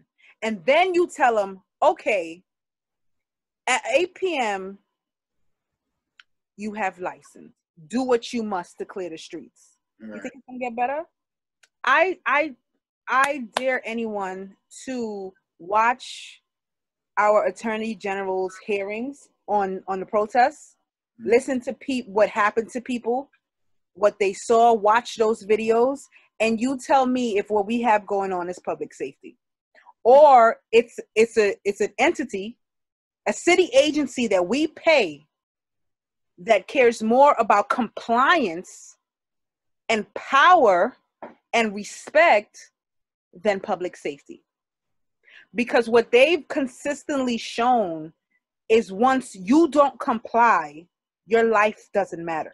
They can do anything to you. And that is just not what public safety is about. That's not what public servants, and that's what they are. They're public servants. You and I know we have degrees in public administration. There's certain accountability, certain expectations you have for people in public service. And you can't sit here and tell me they're living up to those expectations. They're not being held accountable when they break those expectations. And they've literally run amok.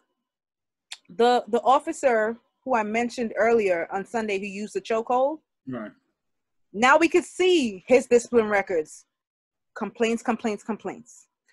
Officer Garcia for the social distancing arrest who put his knee on somebody's neck before George Floyd.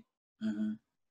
9 settlements Right. costing the city, I don't want to say an exact number, more than $200,000. Right. So this goes back to the commissioner, the police commissioner, and the mayor. They're the only agency that have the ability to police themselves, and they don't do it. Right? So if you have a commissioner that's not going to fire his officers, that's not going to hold his officers accountable, and then you have a mayor who hired that police commissioner and is still not holding them accountable, is not firing anybody, then who are we to blame? Like, who are we to really blame, right? But the most egregious thing that I think happened in the past 2 or 3 weeks is the mayor's staff. I forget which day. I want to say June 4th, but I could be wrong. So let's scratch that. The mayor's staff was kettled. I don't know if you know what kettling is. Kettling is a tactic that police officers use to basically trap protesters on both sides. They literally cannot escape. They're trapping you to make mass arrests.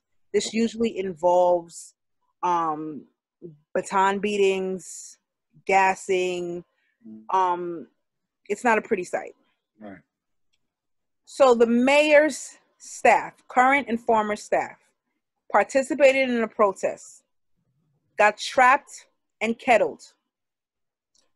They sent emails to the mayor.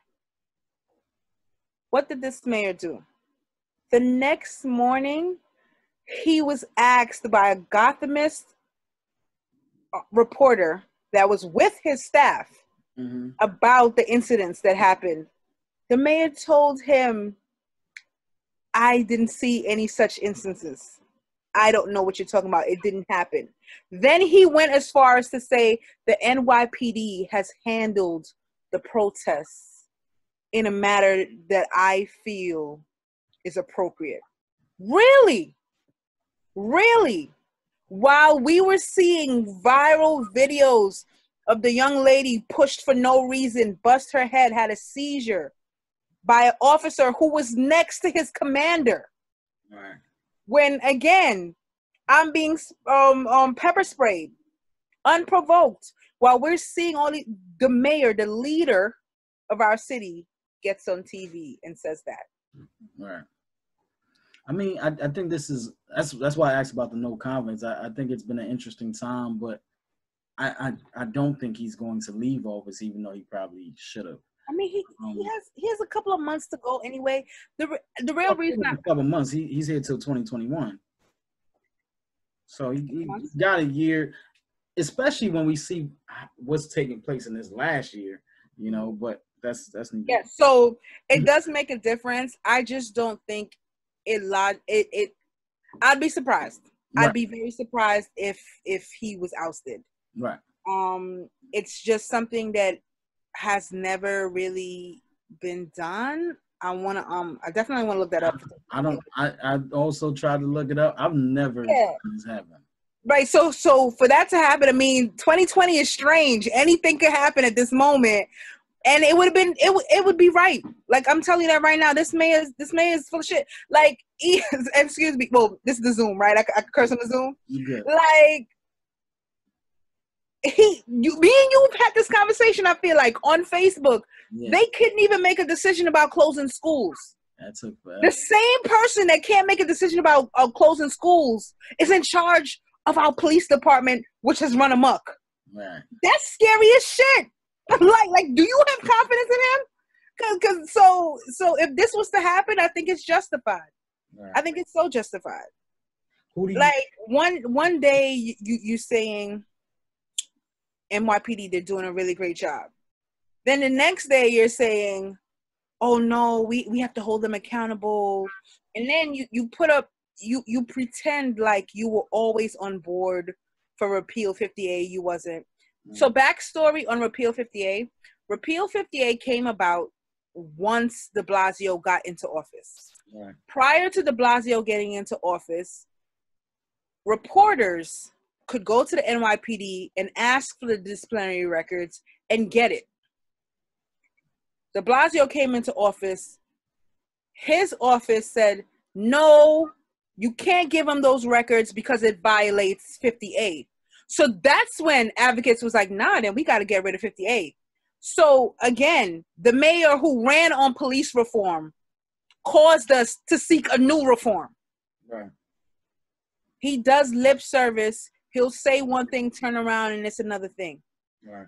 Right? So, 2 weeks ago, he gets on TV, his announcements, and he says, oh, I'm willing to cut the budget.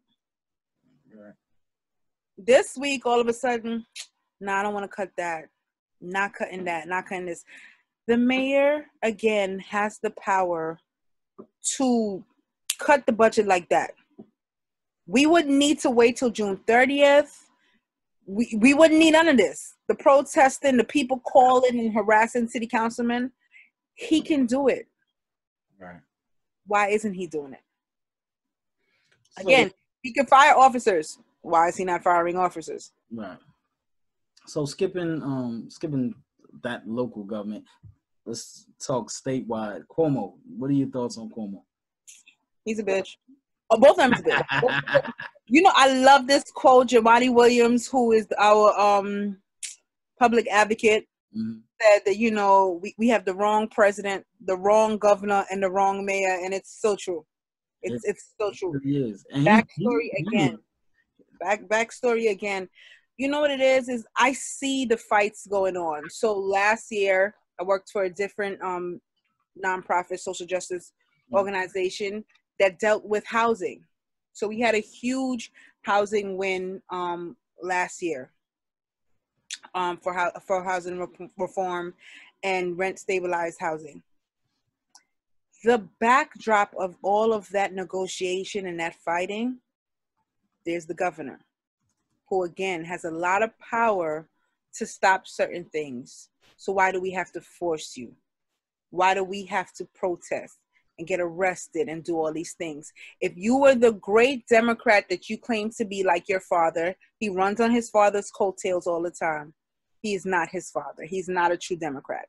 Right. Marijuana didn't get passed because of him. A lot of democratic principles that people, New Yorkers, New York voters approve of, don't get passed because of him. So he's not that great. I don't care if he's been on your TV for 3 months talking this corona shit. Yeah, I'll give him that. You handled it the best that you could. Right. You did your fucking job. I'm not gonna applaud you for doing your damn job finally. But when it came time to funding schools, again, look up Campaign for Fiscal Equity. New York State still owes our schools, our kids, about $4. Again, I'm shying away from saying numbers, but that's a governor issue. Right. Why? So why are you? Let's talk about these budgets, right? Because the problem is we wouldn't be yelling defund NYPD if agencies and social services and the social safety net, the things that actual citizens care about, was being funded. The things that actually makes their lives easier was being funded. Right. Look at the priorities of the city, look at the priorities of the state. They all fall on the mayor and they all fall on the governor. Do you think that he did the best job possible with the virus? No, I don't think anybody's handled this right. I've been looking at a lot of how a lot of other states has handled corona. Mm-hmm. Nobody know, like, this is a whole new thing. Unless we was alive in the last flu-like pandemic, what was that, 1916? 1918. Huh? 1918. 1918, like, nobody knows how to deal with this, right? So I'll give them that grace to say that nobody knew. But let me tell you right now, give them the grace if New we York, didn't see what was happening. Huh? I would give them the grace if we didn't see what was happening in other countries prior to. In December, right? Why we waited so long? Let's talk about that. The visual was there, and I saw these countries shutting down way early, and I saw what happens to the country. It was without Chinese food stores was warning people. Let's talk about that, like, because they knew what was going on with their family. They knew, like, so. Yeah, you're absolutely right. Also, another thing, again, I'm sorry to go back to the budget, but it's facts. Our emergency, what's the name of our the agency that deals with emergency management? Emergency management, right? They are grossly underfunded. Their budget was cut. So how do we expect them to respond to an emergency? Right. If we're cutting their budget, we're not supporting them. We're not giving them the tools to hospitals. Right. Always funding is always cut. So that's what I'm asking you to just take a look at all the things that's being cut consistently, time and time again, and whose budget is growing consistently time and time again. Right. Come on. When there's reports also that show, and I know we went to the governor, but real quick, I want you to look up a report by Center for Popular Democracy that shows true public safety, right? Crime, obviously, logically goes down if people are living better lives. If your standard of living goes up, you're least likely to commit a crime, right? So it stands to say, like, to think, if we make citizens' lives better, easier, you give them actually the things that they need, they won't have to be out here, committing crimes, causing issues. So if we change our budgetary priorities and we change what we're actually building infrastructure for, instead of building infrastructure to criminalize our citizens, let's build infrastructure that helps them to thrive and be successful. And no, getting back to the governor, I don't think he thinks like that. You got to check where these politicians' money come from, right? He's been bought by developers, and for years, developers ran New York with the help of the mayor. Mm-hmm. So that's why it was such a shock to their system that we won that housing fight, regardless of Cuomo. Not because of Cuomo, but in spite of Cuomo. Right. Because I'm telling you right now, he ain't want to let his friends down. Right. His developer friends, he ain't want to let them down. A lot of these politicians, they have police money and they have the real estate investment money. And that's who they answer to. That's why it's so important for small donations and donation matches. I know that's not going to make sense to a lot of people, but just when you look at candidates and you're going to vote for a politician, follow the money. Right. Follow the money and you'll see where their priorities are. And Cuomo's good for that. He does not prioritize the people. He's an egomaniac. He's a bully. And he's just loving this whole thing right now. And he could say all he wants about, I'm not going to run for president. We'll see. He's just setting himself up. He definitely will.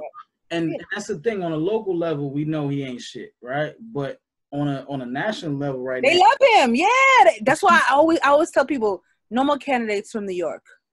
Trump needs to be the last presidential candidate from New York. Like, I don't want to throw us out the window that fast, but like people just got to research the years, because this.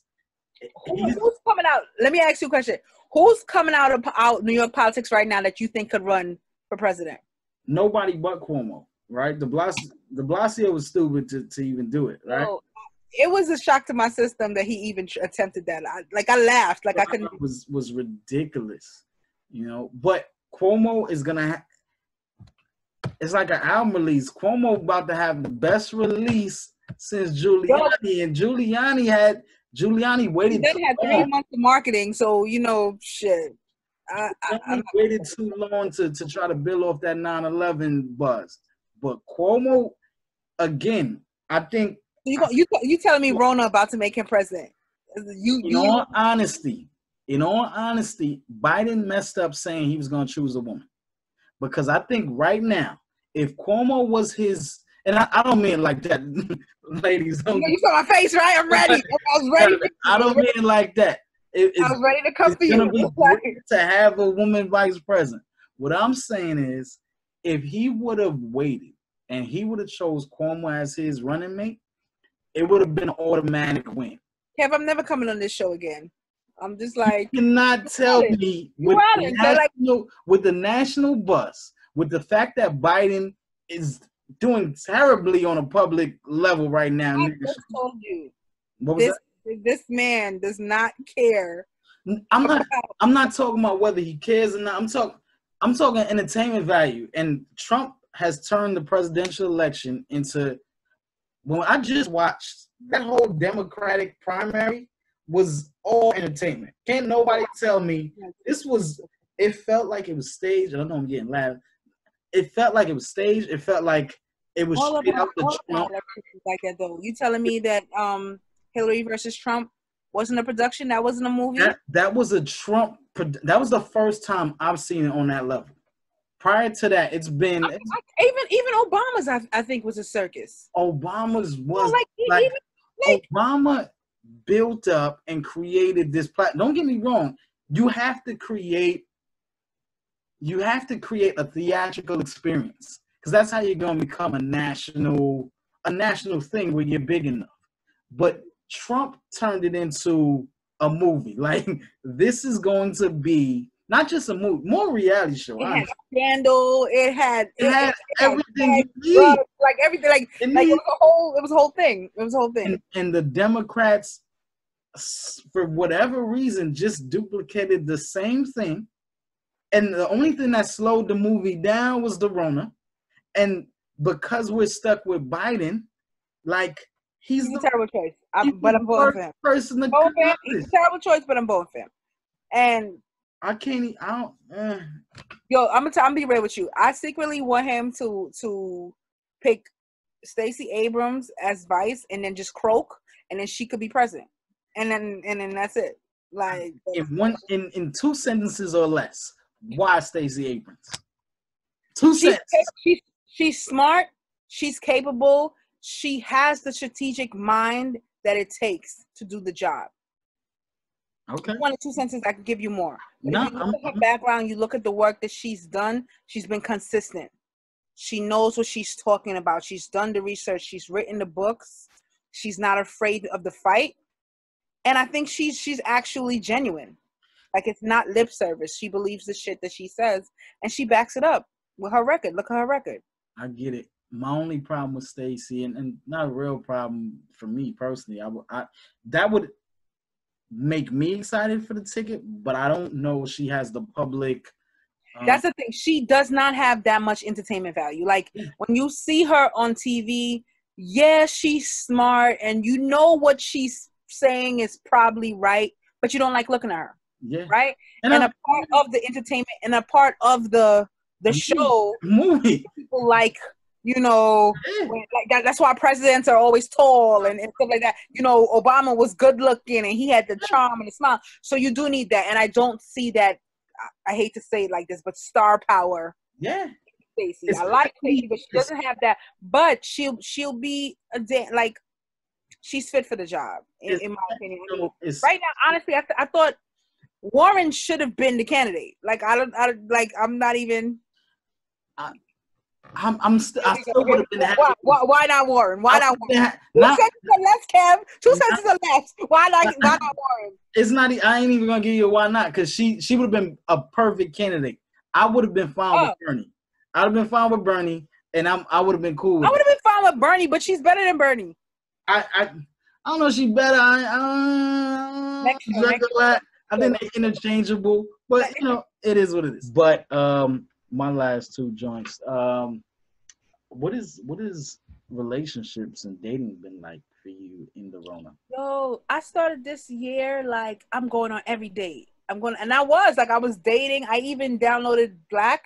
I hate that app. First of all, I hate online dating. But I was in a good, I don't know, I'll say I was in a good stride.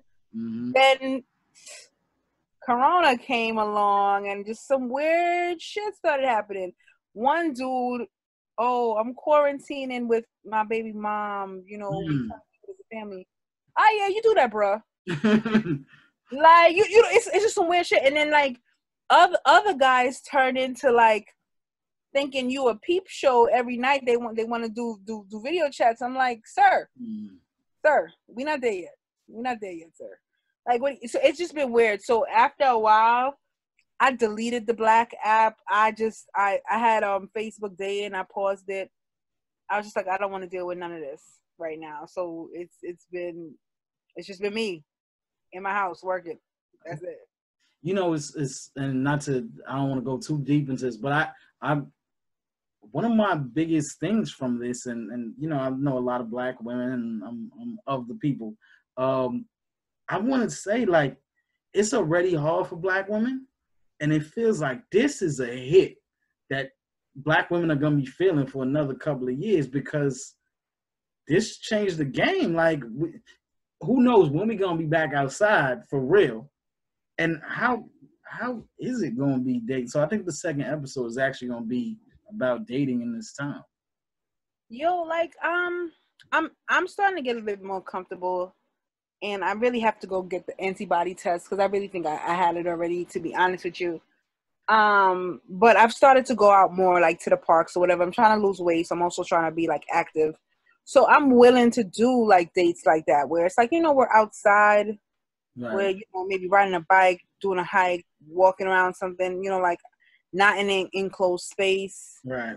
And see how that goes. So I think I could have like dated during this period, because it's like, for me, I'm a talker, obviously. So I could have done this with a dude. Right. You know what I mean? But they wanted some more that I wasn't trying to give at that time. Like I ain't really know them. Like, again, I was going on first dates with dudes, so these weren't like developed relationships when Rona hit. So it was like, what the fuck are you asking me this for? Like, you're doing too much right now. Like, you know what I mean? But the future of dating, people will always find a way. Especially with that, people will always find a way. I just don't know how healthy it's gonna be. You know? Huh?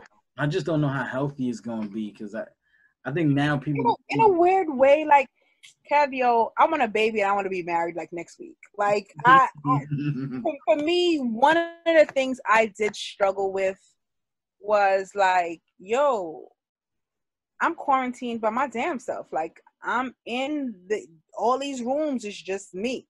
Right. You know, at the very least, if you have like a family, husband, kids, it's like, y'all in this together. You know what I mean? And I hated that feeling. Yeah. So one of the things that for me was like, yo, you really need to get this family. Like, you really need to stop prioritizing work and everything else and prioritize like actually creating that family and that foundation, because it's good to have all these accolades and to be doing shit, but when you don't got nobody to share it with, what's the point? So I feel like a lot of people took this time to reevaluate what was important and what the priorities are. And that changes for the better, to be honest. I feel like I have a better outlook on dating than the actual rest of the shit. You know what's going to be crazy, though? The amount of things that hit you up after seeing this video. Yo. You're welcome in it. If they get friends, Kev, I don't trust it. I know you, Kev. I know you in real life. You said what? I said, I know you, Kev. I know you in real life. If they your homeboy, I don't trust it. Oh, they my homeboy. Yo, I don't trust it. What you talk? Anyway, I don't know if I could trust your dudes, man. Man, I know the best guys. Word. I don't know the best guys. I know the best guys. You tell me. Nah. Best guys. Next question. What's the next question? And the last question, man, it has nothing to do with any of this stuff. Insecure. Talk to me about what you thought about this last season. Yo, I love this one. You know what? I think it was a little bit too real for people because a lot of people was acting like they ain't Molly's in real life. Like a lot of people, and you see it on social media. You see people's toxic behavior on social media, right? Because it's like they out here with statuses. Oh, they trying to get me. The world is against me. But bro, it's you. If everybody's against you, it's you. Right. And sometimes people is like they're talking about their friends as if their friends is their enemies, right? Mm-hmm. Again, grace is so important, right? So like everybody makes mistakes. Nobody is going to be right all the time, right? So when the season started, they were the episode, I don't know the number, but they're in the grocery store. Issa was coming at her. She was like coming at her relationship. Molly dealt the death blow with what she said, but Issa was lining up some shots. So I think I was like, both of them is wrong. But I felt for the beginning of the show, I felt a lot of what Molly was saying because I've been in Molly's position. I think I'm a more Molly than Issa anyway. Because it's like you get to a point where you're tired of carrying somebody. You're tired of fixing their life. And it's a very codependent situation they got going on. Right. Issa makes a mess. Molly come in and feel important and save the day. And then they do it all over again. And this is now just growth. And they're growing apart and they're not growing in the same ways. And I hate how we as a public digest shit. Mm-hmm.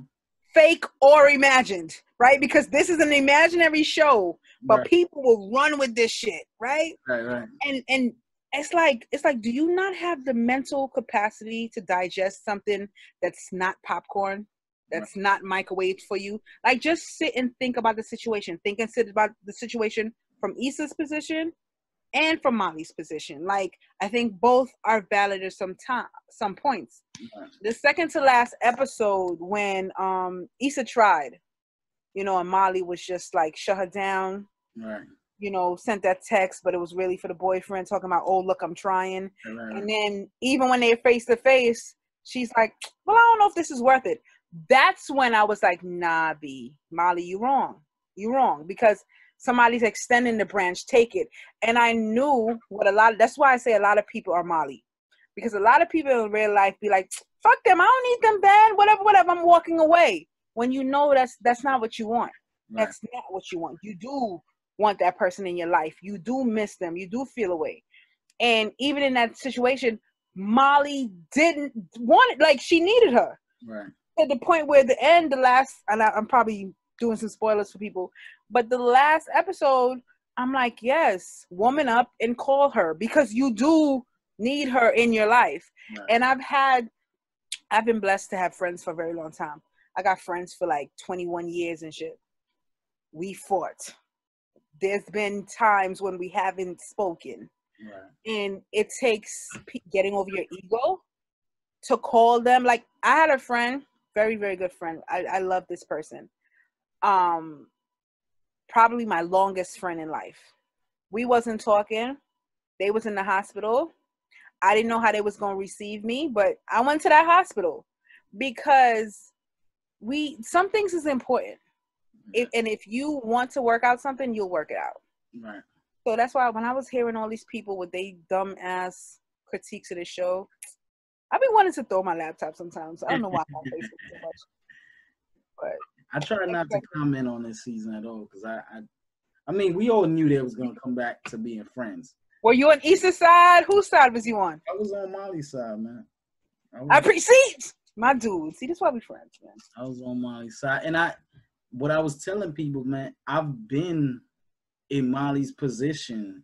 I've been in both of their position. I've been in that position where someone is asking you for something, you just can't. You don't feel like you can do it for that person for whatever reason. And I don't necessarily got to give you an explanation why I can't do it. You could be my homie, but I also know you more than anybody else knows you. And if you ain't the person I need to be extending this favor to right this second, you have to understand it. And you can't go behind my back and make that happen. Like, that's not it. But I've also been the person who's asked for a favor and didn't get it. And I also, you can't wild out. And the thing about it, for me, the way I look at that is like, that was never mine to begin with. So if that person said no, it's like, right. I'm a bitch and cry about it. Like, nah, I gotta make another way. You know what I mean? So it's like, I am definitely that person that people look at and think, oh, she's resourceful, she knows da-da-da, or she has da-da-da. So I am very conscious of when people ask me for stuff. And I'm definitely evaluating if you're worth it. And if I don't think you're going to handle the situation right and you're going to fuck my name up, right, I ain't helping you. Right. And I'm not even feeling sorry about it. Like, I'm not doing that.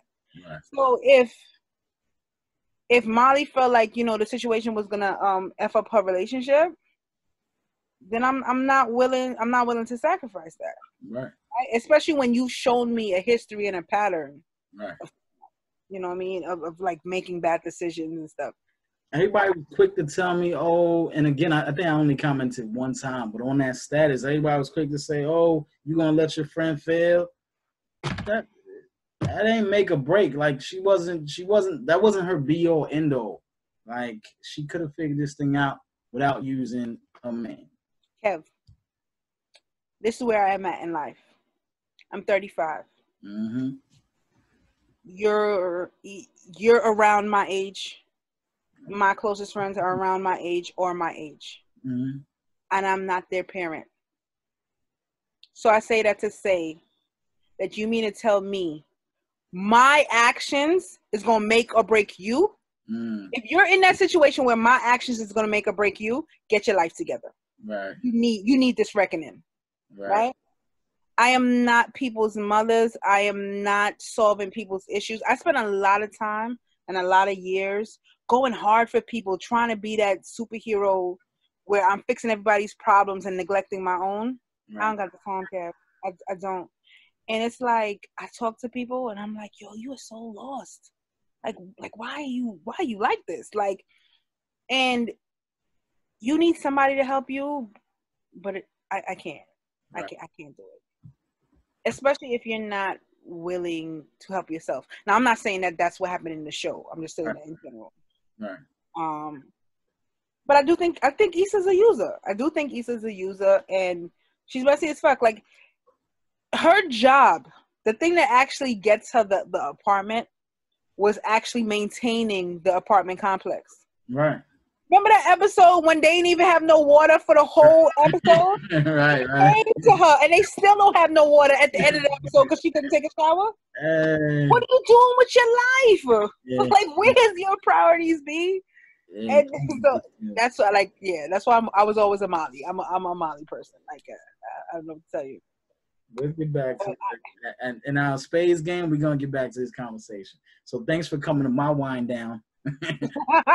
2 hours in this wind down. And I ain't have no wine on this joint. But I appreciate you being on and the first episode and all that good stuff. Edit me and make me sound and look good, please. Do what I can. Don't be sending. Look, send me only high grade quality men. Okay, if they ashy and raggedy watching this video, if you're ashy and raggedy and he puts this part of the video in, don't contact me. Anybody else who got their shit together, I'm trying to grow my Twitter following. Follow me. Twitter.com, organized R. Okay? Organized EDR. Follow me. Just the Twitter you want to put out? Anything else? I mean, I don't know why people be wanting to follow me on Instagram, but you can follow me on Instagram, RC by Design, RCBY Design, and you can follow me. I'm never one of those people, unless I put out a product, and I haven't created a product in a while, I don't really need followers. But if you want to follow me, do that. Okay. I'd much prefer if people is really interested in politics. Follow me on Facebook because I do put out mad information, whether people want it or not. It's there for their consumption. Okay. All right. Well, again, thanks for coming on, for having this conversation, for all the info you provided. I got more when you're ready. Man, we're gonna need to give you your own show, man. That's what we're gonna need to do. Yeah, you can. I don't know when I'm gonna record it, but that's the problem. Anyway. All right. So I'm here with my guest, Mandela. Mandela, introduce yourself to people real quick, for people who don't know you. I go by the name of Mandela Esquia, aka Black Zeus, representing that Black God Pantheon, and also Harlem, New York. You originally from Harlem, and you moved to Brooklyn? My whole life. Okay, all right. So, COVID balls, man. The whole concept is just talking about what we've been dealing with and going through since we've gone in quarantine. Since March when this all went down. So for you as an artist and an entertainer, what has it been like since March? It's been interesting. It's been like really a lot of time to reflect, to create. Been dropping freestyles every Monday, and just like reflect and think about what I'm gonna be doing next. Because we don't even know what everything is gonna look like moving forward. So really just trying to figure out ways to revolutionize the way I'm creating and putting out music, in case things don't go back to normal as soon as I hope they would, which I don't think they will until probably early next year. Right. Now I know you had a project out earlier. Was it late last year or early this year? It was it's 2020, early last year. Okay. So for this year, going into it, did you have plans for a project? I'm working on a project that is almost done. It's basically I got the sequence almost all the songs. I just might switch one out. It's called We the Gods, and so the next next idea is we just going into post production, and we're gonna start adding the pieces to make sure the songs are as strong as they can be. Then mixing and mastering, and that's really where we at with that. So. That's what I've been like thinking about. Like, how do I make it show that I'm not just releasing projects to my friends? Like, I have fans, but I need to grow my fan base even more. So the other part of this whole COVID thing is I've been saving money. You know, right? So that's another part of the equation, because when you release music, you should probably have a budget for it, right? I gotta get it mixed. I gotta get it mastered. That's how I like to put my shit out there. I don't know about nobody else, but I like my shit to be mixed and mastered. Right. Yeah. I mean, with that, and when you talk about everything that's going on, like it's even hard to plan for the future. Like, in terms of will there be a second wave? In terms of what's next, like it's real hard to do that. So how are you going into this thinking about that? Do you just put it out anyway, regardless? Yeah, I think I was talking to one of my producers, my man Minecraft. Shout out him. He did the first two Bury Me goals. He did the whole joints.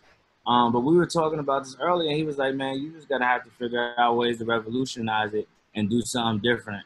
If you got to, you can't, just hold your music forever because things are going bad." So I think it's gonna come out this year regardless. I just have to, depending on what's going on in the world, I just have to shift the way I push it. But I think as long as I have strong visuals and something that is pertinent for the times, which I feel like a lot of the music is, that people are going to want to listen to it. So yeah, that's where I'm at with that. Okay. Now, when you, as we all do you think about the future of music and what that's going to look like? For example, we saw what happened with the Versus thing, and that completely. We know they tried to do it years ago, and then this gave it an opportunity to actually made exist. But knowing that we might not be able to do concerts on that huge level again, knowing we might not be able to really tour music, like what do you think the future of hip hop and just music in general is? I think eventually we're gonna get back. But that'll be when they have even more of a grip on the disease than they do, or the virus than they do now. But I think the future of music is really just going to be like, I think there's going to be a shift in content. People ain't really just going to be want to just hear the same bullshit. You know what I'm saying? Like you saw what happened to J. Cole. He dropped that record and it's like, ah. So like I think there's definitely going to be a shift in what may be the most popular music. Right. That's a possibility. That's what I see. As far as dropping music, I think a lot of people. I think we're gonna see who's built for it and who isn't, because I think a lot of artists are gonna fall to the wayside because for a lot of artists, and that's no disrespect to their art, because a lot of them still make good music, but this is a hustle for them, you know. And so I think for the artists that it's not a hustle for, the ones that it is a hustle for, they're gonna find other ways to make money, you know. Okay. And maybe the music thing is not, they won't go as hard at it. I don't really know, but I definitely think it's going to be a shift in content and consciousness. Before I get out of here, one last segment I want to introduce. It's called The Best Thing I Heard Today. So it's New Music Friday. A lot of new stuff drops. I try to listen to as much of it as possible. Today I'm going to do 2 tracks for you. It'll switch up week to week on how many tracks I do. But today I'm going to do 1 R&B joint, 1 hip-hop-ish R&B joint. First up, I mentioned in the Entertainment News segment, Toni Braxton has a new single out.